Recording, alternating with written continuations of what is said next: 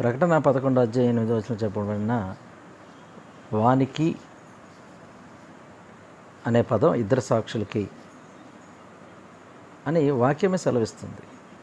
ఇక్కడ సొదమ ఐగుప్తు అని పేరు కూడా ఉంది అని చెప్తున్నాడు. ఇక్కడ సొదంలో జరిగిన ఇన్సిడెంట్ ఏమైనా జరిగిందేమో ఒకసారి పై వచనాల్లో చూద్దాం.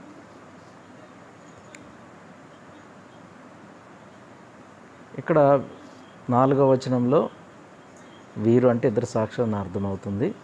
5వ వచనం ఎవరి గురించి చెప్తున్నాడు? వాళ్ళ గురించి చెప్తాడు. ఎవడైనాను వారికి హాని చేయని ఉద్దేశించిన ఎడల వారి నోట నుండి అగ్ని బయలువెడలి వారి శత్రువులను దహించివేయను కనుక ఎవడైనాను వారికి హాని చేయని ఉద్దేశించిన అలాగను వాడు చంపబడవలెను. ఇలాంటి సంఘటన సొదమలో జరిగింది. లోతు కుటుంబాన్ని దేవదూతలు బయటికి తీసుకొచ్చేటప్పుడు ఆ సొదమ గొమొర్రా పట్టణాలకు జరిగినటువంటి సంఘటనని ఇక్కడ వ్రాయటం జరిగింది. చివరి వచనం గమనిస్తే వారికి హాని చేయ ఉద్దేశించిన ఎడల అలాగున వాడు చంపబడవలను అనేది కూడా మనం గుర్తుపెట్టుకోవాలి.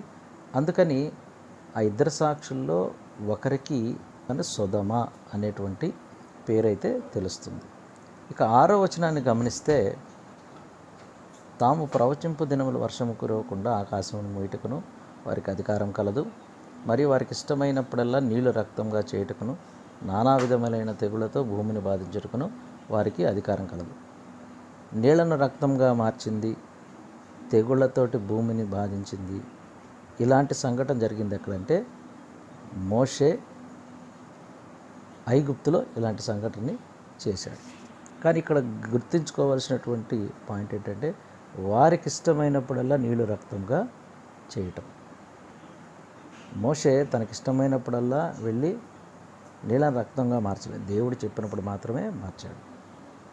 కాబట్టి ఇక్కడ సొదమ ఐగుప్తు అనేటువంటి పేర్లు ఆ ఇద్దరు సాక్షులకు సరిపోయే విధంగానే ఉన్నాయి.